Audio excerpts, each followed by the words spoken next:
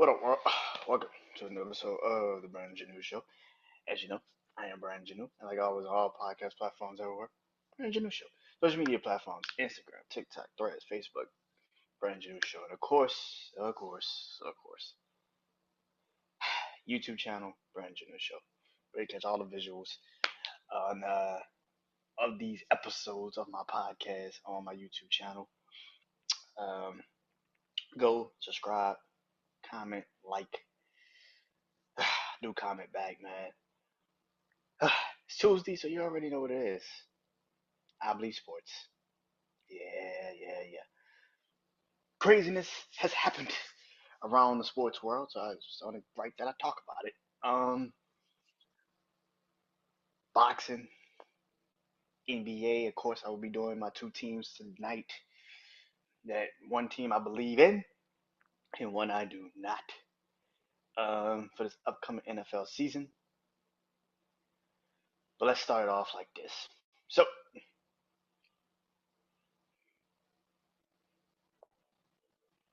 the Yankees are slumming right now. What they lost the last 15 out of 20 games they played. Um, as a team, I mean, it's the Yankees. What can I say? This is why I said at the beginning of the you know MLB season, I said as much as the people want it, the Yankees are not ready. The Yankees are not ready to be.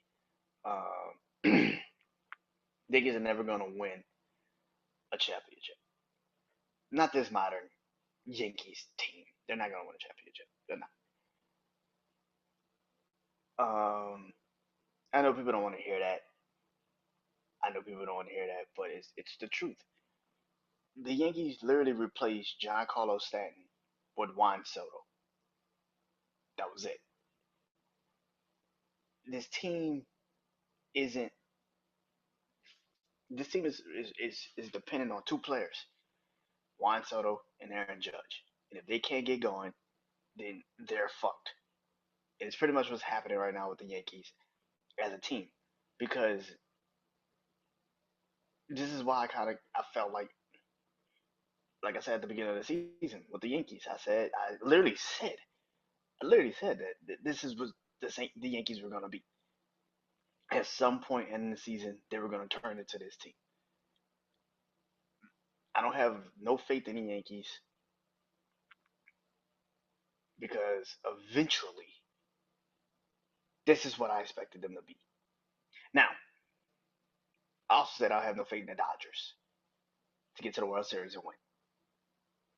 And here's the thing, I don't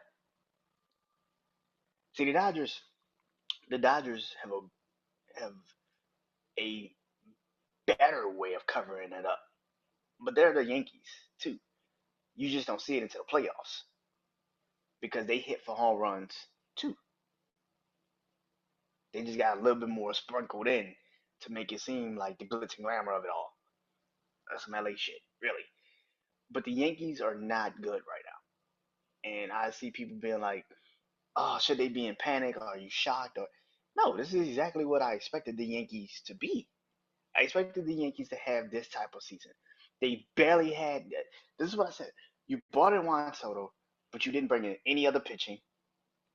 You didn't really bring in closers. Like you didn't fix that pitching rotation. All you did was get Gary Cole back, which is okay. That's great. But you didn't really fix the pitching rotation, and you damn sure didn't fix the bullpen. And all you did was replace Giancarlo Stanton with Juan Soto. That was it. And you rely too much on Aaron Judge to hit home runs every fucking game. He does not hit to get on base. He hits just to hit the home runs. And that is why the Yankees are struggling right now. Because when you're in an AL, the AL is not like the NL. The NL right now is you can easily see the Dodgers just easily walk through the NL. But with the AL is not that. The AL East, particularly when you have a Baltimore or Toronto, who could probably, Toronto I thought would be better than they are this year, but it is what it is. But Boston, who's starting to kind of get themselves going. You know, um, yeah, I feel that this team that the AL when you got the AL East, the AL East is way more. The AL East is way more of a intriguing uh, division than a lot of divisions in baseball because of who's in it. Because at any year, any team could win a division. Boston could get hot and win a division. Baltimore this year is having a great year. And I know the Yankees are only like 3 games back of Baltimore for the division and all that. So you shouldn't be panicking, but it's what it looks like at the you know halfway point of the season where you're about to go into the All Star break, and right after the All Star break, you're still on the road against divisional teams. Like it's what it looks like. The Yankees cannot afford to fall backwards, especially in the AL when you have the Astros now coming on. You have the Red Sox coming on.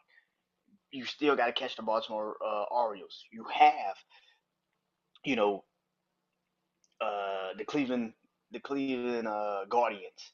Like you have teams in the AL that can just always turn it on. You got Seattle right now that's leading the AL West, which a lot of people probably wouldn't even know that.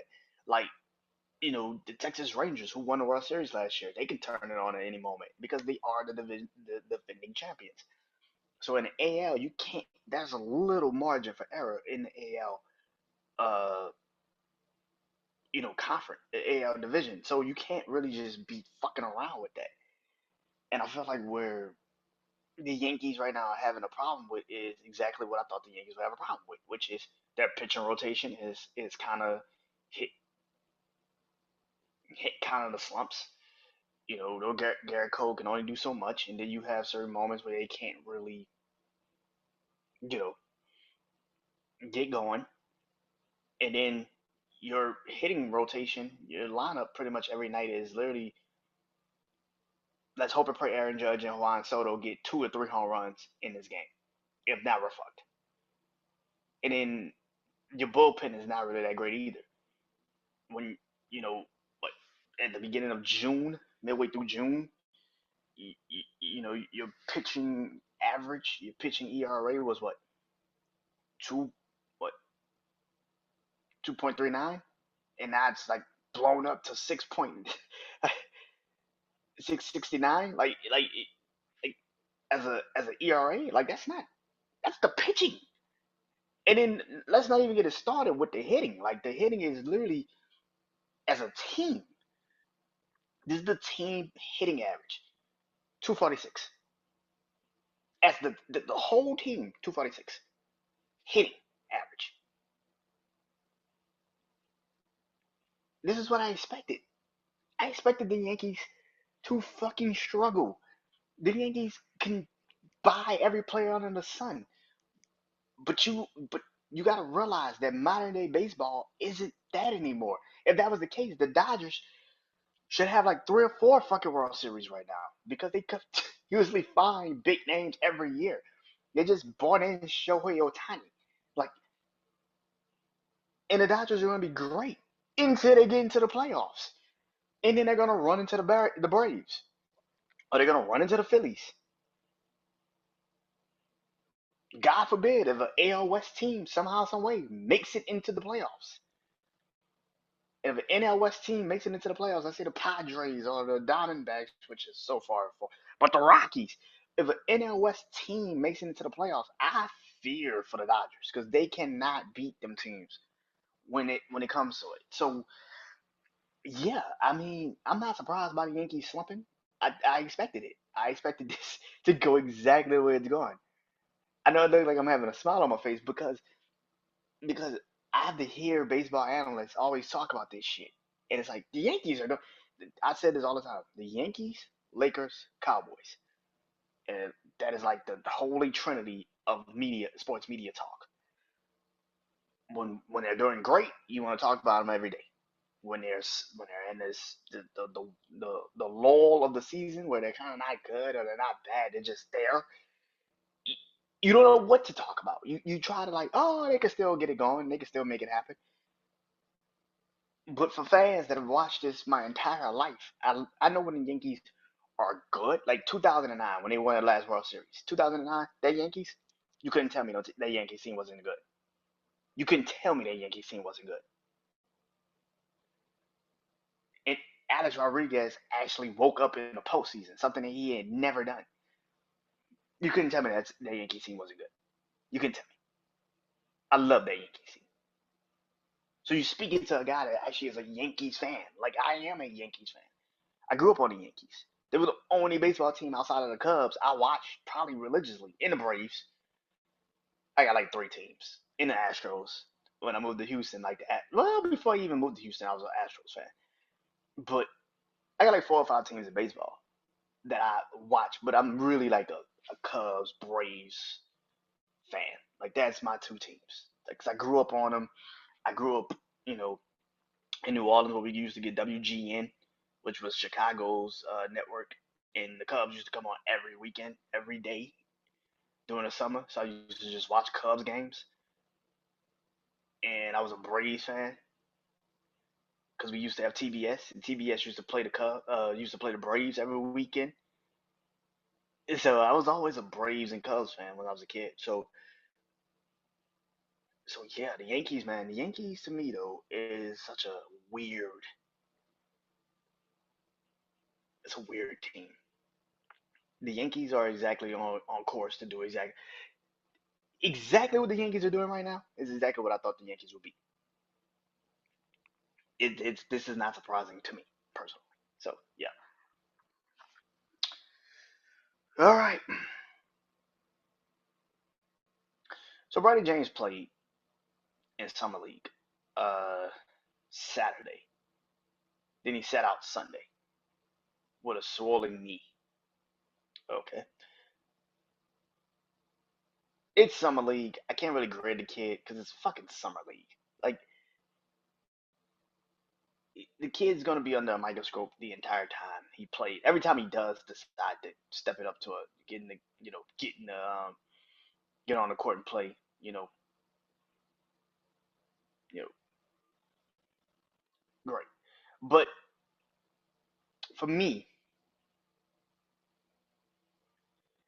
for me,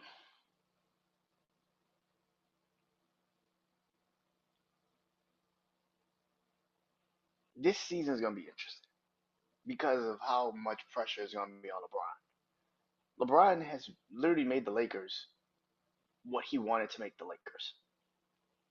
You got the head coach you wanted. Your kid got drafted. This is all on you. And I don't know what that's gonna look like when it's all said and done.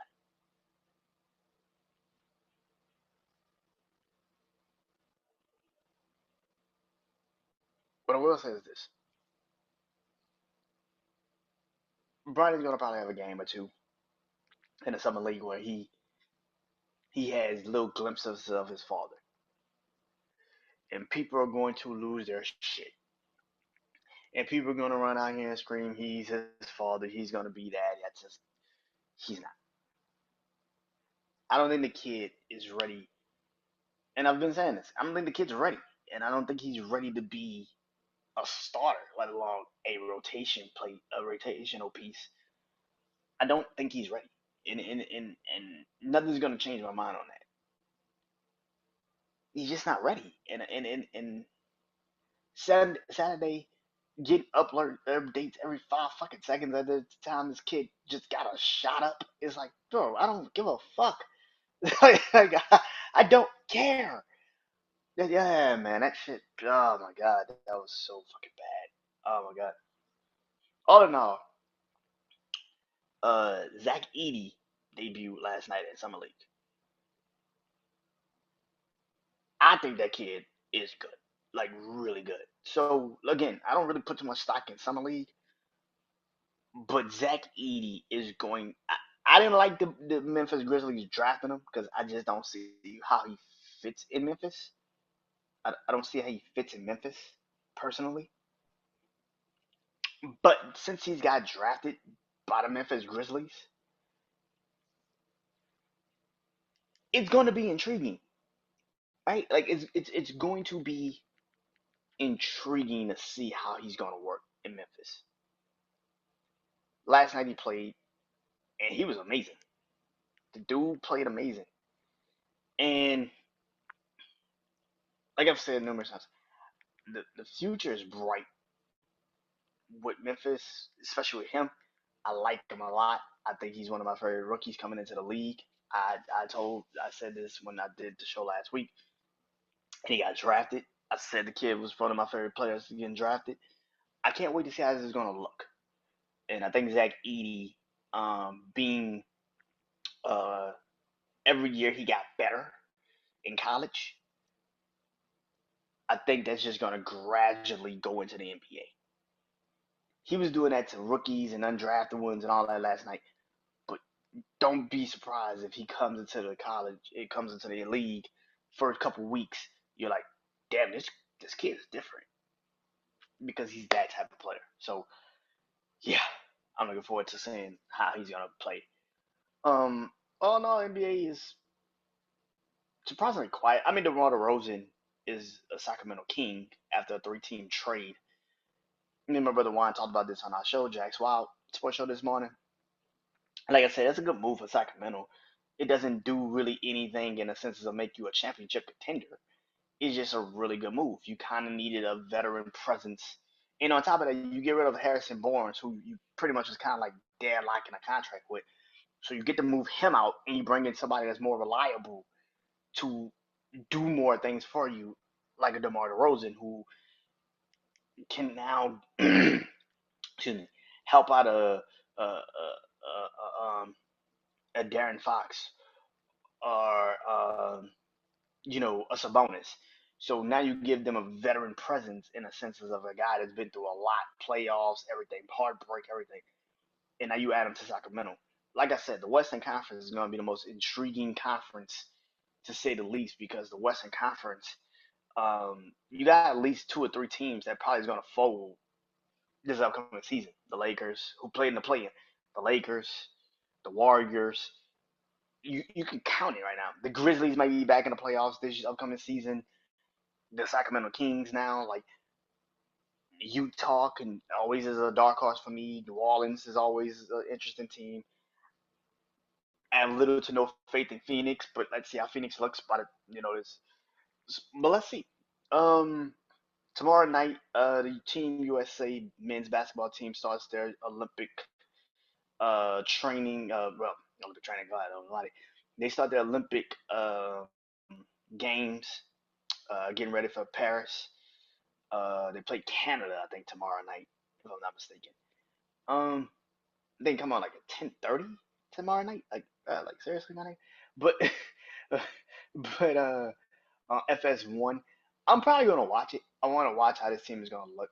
The team looks crazy. It looks stacked, but they had a social media post on a social media post, and it was who would win 2008 Team USA or 2024 Team USA. And after watching uh, Cooper Flogin, who's going to Duke next year, the rook, he ain't even played at Duke yet. Cooper Flogin, who's the number one U.S. The number one recruit of this upcoming recruiting class, do that to the to do that to grown ass professional basketball playing men in a trade. Do that to people. Like, bro, he was wild. Like, he was dog walking their ass, bro. It's team, it's team 2008 all day. Like, what the fuck? Kobe would have punched that kid in the face and kept it pushing. Like, Kobe would have not allowed that shit to happen. Like, are you kidding me? No, man. Like, no, man. 2008 Team USA, the Redeem team, would have whooped 2004, 2024's ass. They would have bust that ass, man. Kobe by himself would have had like at least 30 points by himself. Like, and then Chris Paul and like, man, they would beat the shit out that damn team. No, no, no, no, no, no, no. Do I think the team USA could win the gold medal?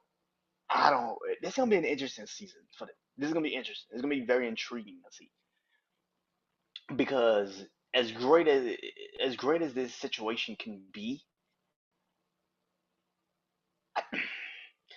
man, as great as this situation can be, I don't know if Team USA can take the gold. I know a lot of people think I'm crazy for saying that, but I'm looking at it. Greece is gonna be good. Giannis is ready. Canada, even though we play them tomorrow in the exhibition and we're gonna see how they look, but I like Canada, man. Say Gildas Alexander. You got a lot of players from the United States to play in the NBA that's from Canada, and I think that might give the U.S. a little bit of trouble in qualifier rounds. You got, like I said, Greece. You got Spain. You still got Spain. You got Serbia. Uh, uh, with the Joker on that team. Like, this is gonna be an intriguing Olympics because this isn't just a easy. You got Australia. Like, this isn't a easy as just walk through. We do our damage and we walk the fuck out. Like, that is not the case. That is not the case here. So yeah, I gotta see how this team USA is gonna look before I can sit there and say, yeah, let's give them the damn Olympic gold medals. I don't know about that. We gotta see. LeBron is back for what I think is what, fourth time maybe as part of Team USA, maybe fifth. Steph Curry, I think this is Steph Curry's first time actually doing Team USA. Maybe it might be his second. I don't remember. Jason Tatum, Joel Embiid. Joel's definitely Joel's first time. You got a lot of first timers and some people that have been in on Team USA. Kawhi's gonna be there, which I don't know why the fuck Kawhi's playing on Team USA. Like, that shit changes anything. If he's healthy, then great. But I don't know why he's playing on Team USA. I would have never put Kawhi Leonard on this team. I don't give a fuck what nobody say. Kawhi Leonard would not be on Team USA if it was me. If I was putting this team together, Kawhi Leonard ass would be sitting at home watching this shit.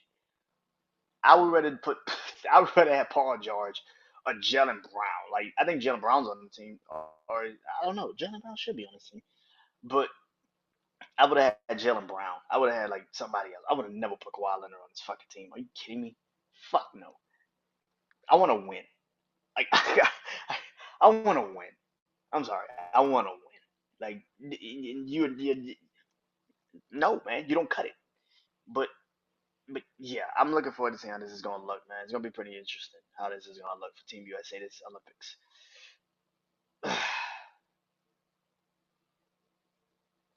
So last Saturday,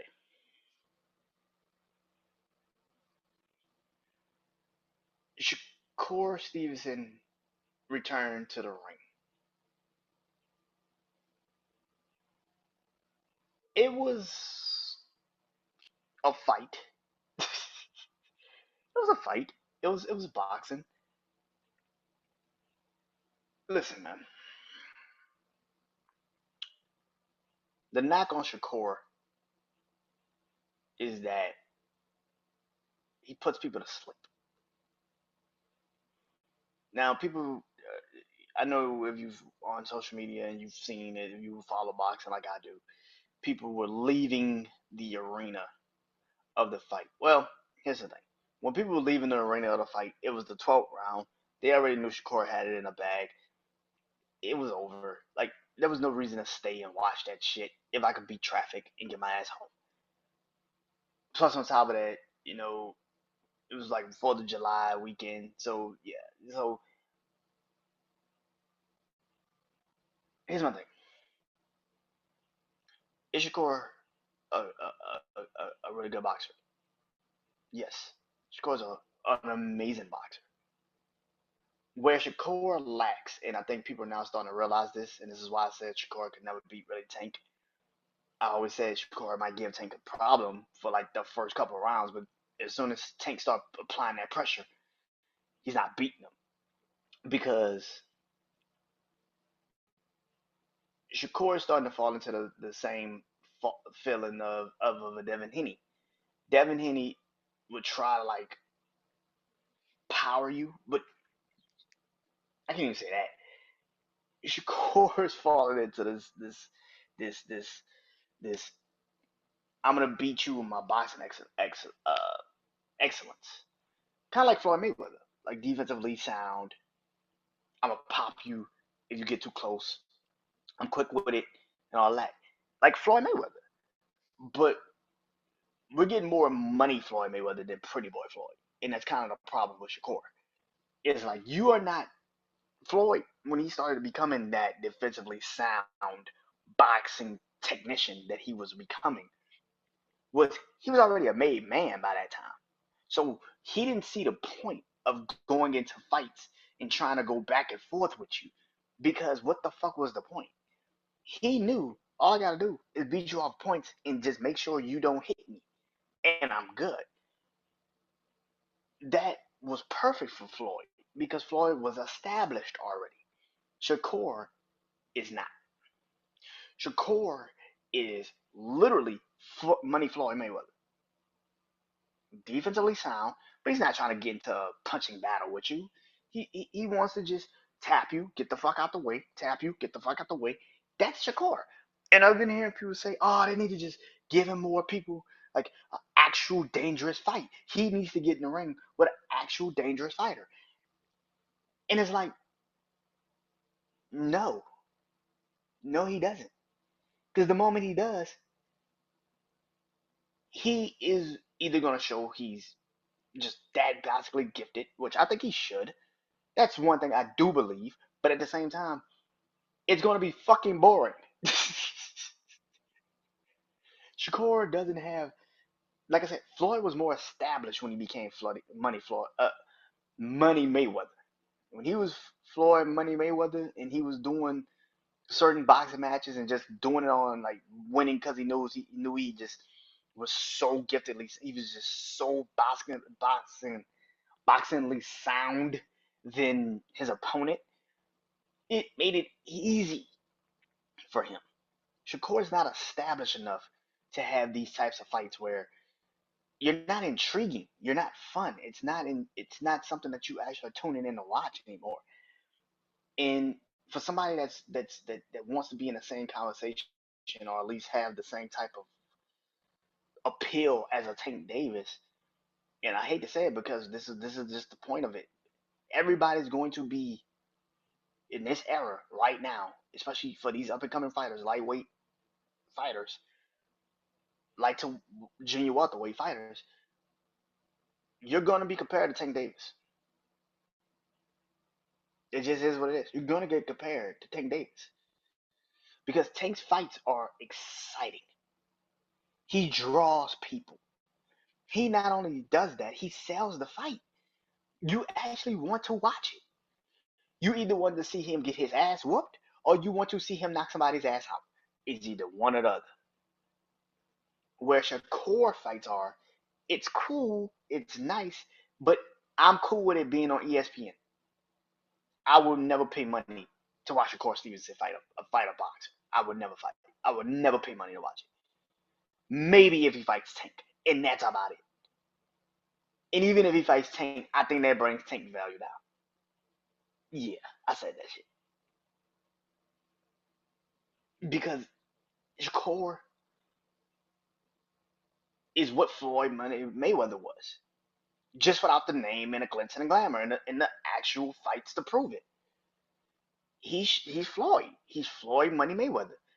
He's defensively gifted, boxing excellence. But Floyd fights for most of the times. But Floyd was some Floyd fights at some points in his career, especially in the later stages of his career, like with his last fight against Borto and shit. Like when he started fighting people that we were like, oh, okay, this shit's gonna be boring. I didn't even watch it because I'm like, this shit gonna be boring. Like I know it's gonna be a boring fight. I catch that shit on Showtime tomorrow or some shit like next week or some shit. And that's what Shakur's having that problem now where he wants to just be defensively sound and be, but when you're that excuse me, when you're that young and you are displaying the ability that you are displaying, people are going to want to see you knock somebody the fuck out, a la Tank. But the problem with this is Shakur is Floyd Mayweather, money Floyd. He does not want to get into a fight. He wants to defensively get you, do what he needs to do, win off points. That's cool. If you were already an established name, but he's not. For people that sit there saying he needs to fight a name of somebody that's going to bring that aggression out of him, that dangerous out of him, who? The only person you can sit there and even say is probably Tank. And I don't know if I was Tank, like I said, I would fight Lomachenko, get his belts, and then if Shakur wants to fight, then okay, cool, I give you that. But don't take yourself out of your situation to go fight someone that you know you can easily beat. What's the sense of that? So yeah, Saturday just proved what everybody already had said about Shakur. It, he can box. Nobody's telling you that he cannot box. But the problem with it is, and it's the same thing I feel like with Teofimo Lopez, because this is literally Teofimo. I said the same shit last week about Teofimo. It's like Teofimo has become this cautious boxer. Unlike Shakur, Teofimo actually has the power. He can actually knock motherfuckers out. But it's like he's taking a step back since he had the George Kambosos fight. It's like he took a step back, and like I said, the last three out of his four fights, he kind of wasn't dominant. You know what I'm saying? Like he was dominant, but it wasn't like he used to be. The Martin fight that he had, the Sanjarito Martin fight, Martin knocked his ass down in that fight. That was a fight where after the fight he was like, "Damn, do I still got it?" And he fought Josh Taylor, and he beat Josh Taylor easily. He beat the shit out of Josh Taylor, but he was focused for that fight. And then you go into the next two fights, the Jermaine Ortiz's fight and the fight he had not last Saturday, but Saturday after last, 2 Saturdays ago. And you're like, bro, you should be. Jermaine Ortiz is actually a really good boxer, so I can't get mad at him for that. But even in that sense, like it's like, bro, you are the champion. You're supposed to be in this conversation of the top tier guys, and this man is giving you problems. Now Jermaine Ortiz gave Lomachenko problems, so I mean I get it, but it's at the same time it's like, bro, you beat Loma. Like, what the fuck? What is going on? And then the fight that you had, a couple Saturdays ago, it was kind of like you tagged him. I saw his legs go in the eighth round, and instead of you applying the pressure and pushing on that gas and knocking his ass out and putting him out for the rest of the night, you go the distance with this dude. And then after the fight, you're like, oh yeah, he's an underdog. Underdogs fight hard. No, motherfucker. Like, no, man. Shakur said something after the fight, and Shakur said I think just today or something, and he's like, people now think that because of how Tank beats people, people assume that's how boxing matches should go. This is what I feel. If you are supposed to be on the level of a Tank Davis, I expect more from you. I expect you to have that same type of umph. I expect you to have that same type of punching power, that same type of ability. That when you know you got your opponent hurt, you step on the gas and go get him. That's what we love about Tank. Is Tank is not gonna sit there and play with you. He gonna go get your ass. He gonna put you out. That's what these other fighters are missing. They're missing that. You could call it aggression. You could call it a sense of awareness. You could call it just the fact of the matter is just pure knockout ability. But either way it goes, Tank got something that these two dudes and most of these fighters fucking don't have, and that is the ability to stalk your ass and knock your ass out. And Tank is actually a good defensive boxer, and that's the thing. So I'm just watching this and I'm saying to myself, man, people now saying, oh man, Shakur better not ever get in the ring with Tank. Shakur get in the ring with Tank. I think he could get in the ring. Will he last? That's kind of the question, and I don't know if he will. He can outbox Tank. I've always said that. But what Tank are we gonna get? Because once Tank really does decide to put the foot on the gas, night night fucking Shakur. Like it's just like night night Shakur. Like so, yeah, man. That's an intriguing situation. But Shakur Saturday, it is what it is. I'm not. I'm not. Nah, it is what it is. It really is.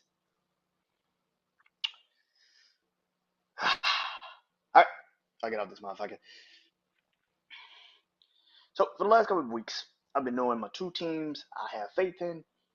I do two teams a week. One I have faith in, one I do not.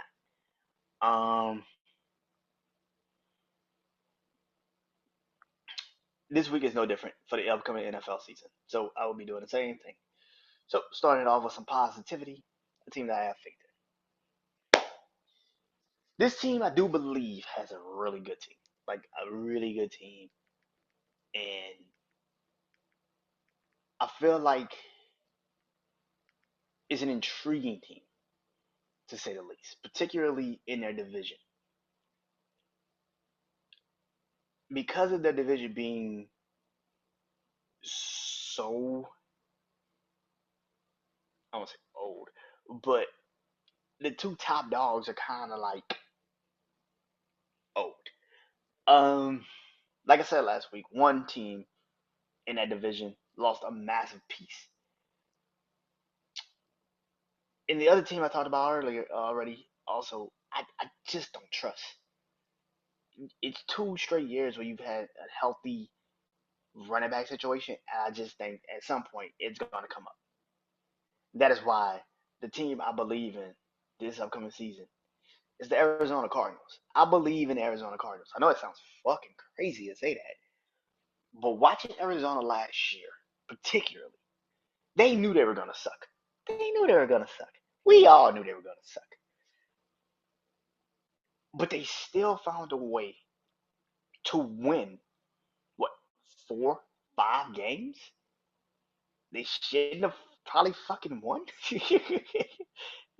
They went from being the prohibited number one pick to being, what, the fourth pick in a draft?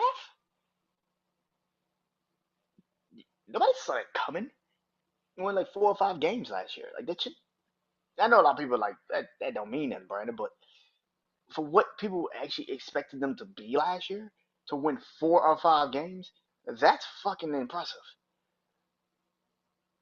You also add into the fact that you also brought in Kyler Murray midway through the season, who's coming off of a torn ACL, which a lot of us thought probably shouldn't have done. People forget also you also had Josh Dobbs being the starting quarterback for a good chunk of that season until you traded him. You beat the Cowboys like the second, third week of the season. You beat the Cowboys, which people were like, "What the fuck?" You beat the Eagles at the end of the season, which the Eagles are on a downward spiral, but still. But the Cardinals felt, you know what the Cardinals felt like last year? Cardinals felt like the Texans a year prior to what they did last year. Like a team that, even though they shouldn't probably be in this position, and they really have nothing to fight for, they have nothing to play for, we all know you're not good, they still found a way to win because they believed in their head coach. And John Gannon is going to get this defense right. Because the defense last year was actually really good. It was actually decent. It wasn't like it was a bad defense. It was actually really defense, a really good defense. And then you add into the fact that you brought in a Marvin Harrison Jr. to this receiving core, which already just needed a receiver. You traded Hollywood Brown. Well, you didn't trade him. You let him go, which is good for you. You did trade Rondale Moore, which I kind of am like, I don't know why, but you traded Rondale Moore. I think to Atlanta, if I'm not mistaken. But I think Arizona's got something. I like the draft Arizona also had. It's a really good fucking draft. A lot of people don't talk about it enough, but Arizona Cardinals had a really good draft. I like Arizona, man. I like them. I like them a lot. I think that this team coming into this part of the season, this season for the Arizona Cardinals is going to be very interesting. And I think that the Arizona Cardinals is probably going to win the NFC West. That's my one surprise of a lot of people. A lot of people probably think I'm fucking crazy.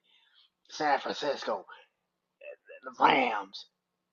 if you've heard me speak for the last couple of weeks, you've heard me say I don't trust San Francisco because they got too many problems, too much noise. I don't like it.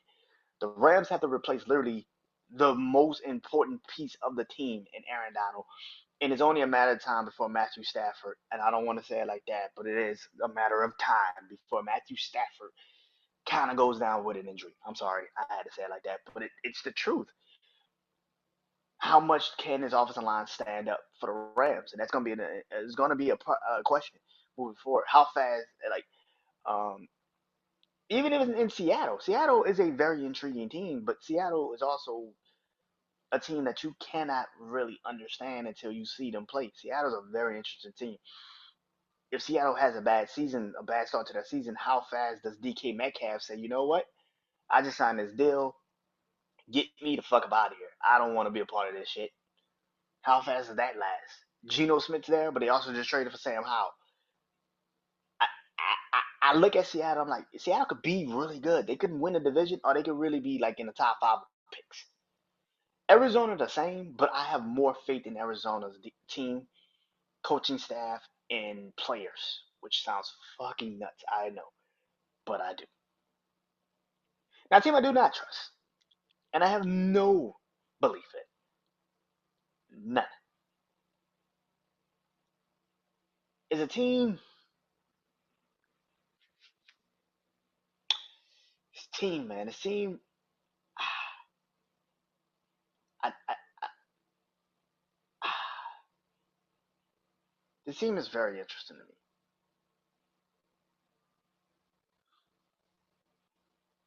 I know it's gonna sound crazy that I'm about to say this. Get ready, because I know it's about to come. I have no faith in the Kansas City Chiefs. I have no faith in the Kansas City Chiefs. They have Patrick Mahomes, yes. They have Travis Kelsey, yes. They have Andy Reid, yes. They re-signed Chris Jones, yes. Why I do not have faith in the Kansas City Chiefs is because you're asking them to go three. You're going for a three-peat. That shit is damn near impossible in basketball, let alone football. And you expect them to go three. The AFC West has gotten better, you know, better. The Chargers are in a mix of a kind of rebuild, but also a team that can kind of get going right out the gate. I don't have no faith in Denver. I don't give a fuck if you got Bo Nix or not. I have no faith in Denver. And the Raiders are a team that I'm very interested in. But Kansas City has this situation where you have a lot of shit happening right now. A lot of shit happening right now. The thing about the Kansas City Chiefs is you still don't know if Rasheed Rice is going to be okay with all of the shit he's been going through this offseason. All of these minor infractions outside of the team with all these situations going on. Like I said a long time ago, Travis Kelsey being where he's at in his mind, in his career, he's got one foot out the door, one foot in. You know, I don't give a shit who he's dating. I just feel like he's more into the glitz and the glamour right now of his lifestyle than he is actually on the football field. And will that come into play? Because maybe not last year because he was so far already into the NFL season by the time that situation kicked in. But now he's full circle, full force into the Hollywood world. So how much of that does play into the NFL world? Because at some point he's going to have to be the guy to help this team. Now, Kansas City did bring in Hollywood Brown. They also drafted Xavier Worthy from Texas, one speedster. That's great, and I'm happy for them. But I'm just looking at Kansas City and I'm saying to myself, man, you got to go through literally murderer's row, possibly again. Do I think you're going to win the division? Yeah, probably. But I can also see you lose it. That first game of the season is going to tell me a lot about who Kansas City is because, like I said last year, when I talked about this with my brother Juan, we both picked Detroit to beat Kansas City into Kansas City. I believe Baltimore could go to Kansas City and beat Kansas City because you're not playing the Kansas City Chiefs in the playoffs. You're playing Kansas City Chiefs first game of the season where Patrick Mahomes isn't Patrick Mahomes yet. So yeah, I look at this situation. I'm saying to myself, man, I don't know if Kansas City can do it. It's really just on some. I don't know if Kansas City can do it. I don't think as good as Patrick Mahomes is, you're asking for a lot again, and I don't know if you got the horses to back you in that. And that's why I feel like this is going to be an intriguing situation. The defense of Kansas City might be better this year. The offense of Kansas City, receiving wise, is clearly better than what they had last year. But I'm just really just like, I don't know. I don't know. Because Kansas City is such a, it's an intrigue. Trying to get a three-peat in NFL is damn near impossible. And I have little to no faith in that. And that's just how I feel. This has been I Bleed Sports. Hope you guys enjoyed this episode. Till next time, I am Brandon Janeau. See y'all next week for more sports. Peace.